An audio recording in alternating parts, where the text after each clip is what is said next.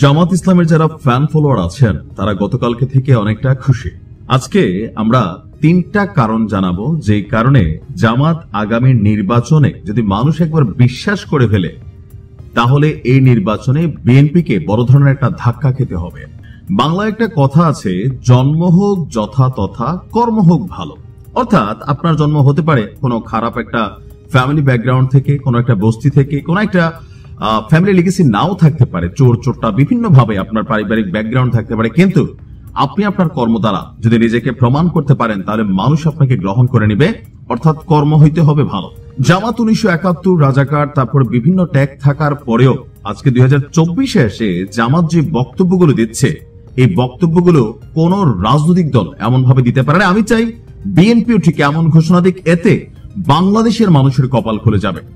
জামাতের আমিরের যে বক্তব্য ঘিরে এই মুহূর্তে তোলপাড় যে এইবারের ত্রয়োদশ জাতীয় সংসদ নির্বাচনে যদি জামাত 200টা সিটও পায় তাহলে কোন ধরনের সরকারি সুযোগ সুবিধা নিবে না। আপনি বুঝতে পারেন যে কথাটার মিনিংস কি?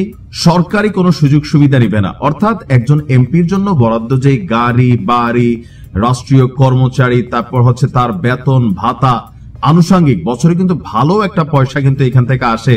যদিও এমপিরা এগুলোর উপর নির্ভর করে না, কিন্তু 2 পয়সা কামাই করে নেয়। তো জামাত এই যে ঘোষণাটা দিল যে 200 এমপিও যদি তারা পায়, তারা সরকারি কোন সুযোগ, বাংলাদেশের জনগণ এই মুহূর্তে এতটুকু কিন্তু বিশ্বাস করে এই যে ঘোষণা জামাতের আমির ডাক্তার শফিক সাহেব দিচ্ছেন, নির্বাচনে পাশ করার পরে তিনি পোল্টি নিবেন না। পোল্টি নিলে বাঙালি হিসেবে আমরা সার্ফ এক্সেল দিয়ে ধুয়ে দিব, এটা নিশ্চয়ই তিনি জেনেই এই সিদ্ধান্ত দিয়েছেন। তাহলে বোঝেন যে জামাত কোন ভাইবটাতে যাচ্ছে। প্রথমে একটা কথা বলছি, জন্ম হোক যথাযথা, কর্ম হোক ভালো। আর এই যে নির্বাচনী ইশতেহার গুলা একটার পর একটা সামনে আনতেছেন, লাস্ট হচ্ছে চেইন অফ কমান্ড। আগে দেখি কেন তিনি এই কথা বললেন যে কোনো সুযোগ সুবিধা নিবেন না। তিনি বলছেন যে গতকালকে সিলেটের এক অভিজাত কনভেনশন সেন্টারে আয়োজিত সুধী সমাবেশে নেতাকর্মীদের উদ্দেশ্যে বলছেন যে জামায়াতের কেউ কোনো ধরনের অপকর্মে জড়াবে না, যারা অপকর্মে যাবেন তাদের হাত চেপে রাখা হবে।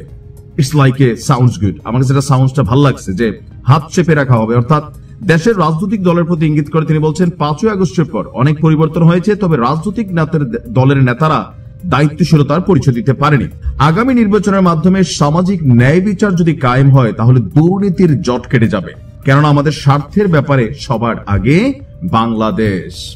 এখন জামাতের রাজনৈতিক সমালোচনা আছে, আওয়ামী লীগের আছে, বিএনপির আছে, তবে 71-তে জামাত বারবার যে বিষয়টাতে প্রশ্নবিদ্ধ, এ নিয়ে কিন্তু ডক্টর শফিক সাহেব তিনি যুক্তরাষ্ট্রে যাওয়ার পরে একটা বক্তব্য দিয়েছেন যে সেই 47 থেকে আজকের দিন পর্যন্ত যা অন্যায় জামাতের দ্বারা হয়েছে বা তারা যদি কারো মনে কষ্ট দিয়ে থাকে সেটার জন্য তারা ক্ষমা প্রার্থনা করেছেন। এখন ক্ষমা করবে নাকি করবে না সেটা জনগণের হিসাব।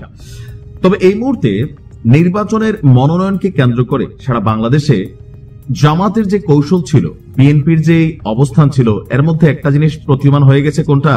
বিএনপি কিন্তু বড় দল, সো একটা আসনে একাধিক প্রার্থী, আর যখন একজনকে মনোনয়ন দেওয়া হয়েছে এমন এমন আওয়াজ কিন্তু বিভিন্ন জায়গা থেকে আসছে। কেউ বলছেন যে 17 বছর বিএনপির জন্য জেল খাটছি, প্রয়োজনে আবার 17 বছর বিএনপির বিরুদ্ধে গিয়া জেল খাটবো, আওয়ামী লীগের পক্ষে তুলে যাবো, জামাতে গিয়া যোগ দেবো।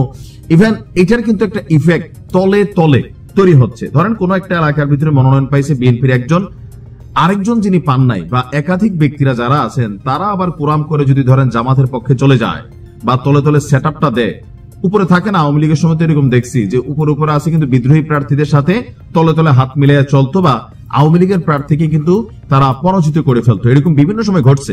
জামাতের এই যে প্রায় 6-7 মাস আগে প্রার্থী দেওয়ার যে কৌশল ছিল, এটা কিন্তু অনেকটা ইউনিক ছিল। কেন? ভেজাল টেজাল যা হয়েছে তখন শেষ হয়ে গেছে।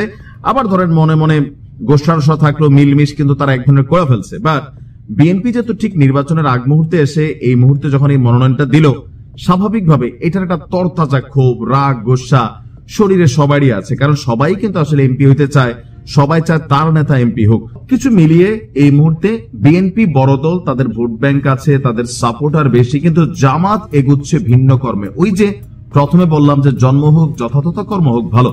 সাধারণ মানুষ কি চায় সেটাকে কিন্তু ফোকাস করা ট্রাই করছে জামাত, যে তাদের এজেন্ডাগুলি দেখেন আপনি নির্বাচনী, যে নারীদের কর্মঘণ্টা কমাবে, সেখানেও কিছু কনফ্লিক্ট আছে, বাট এটা নিয়ে নিশ্চয়ই বিশদ আলোচনা করবে। কিন্তু এই যে এমপি মন্ত্রীরা কোনো রাজকীয় সুযোগ সুবিধা নিবে না, সরকারি সুযোগ সুবিধা নিবে না, আরো বিভিন্ন ধরনের বক্তব্য কিন্তু জামাতের আছে। এরপর ধরেন যে হিন্দুদেরকে বা এই পর্যন্ত জামাত যেই ধাঁচে হাঁটছে, বিপরীতে তারা ইয়াং জেনারেশনের কাছে পৌঁছানোর জন্য আপনি দেখেন মডার্নিজমের সাথে তারা কানেক্ট হয়ে গেছে।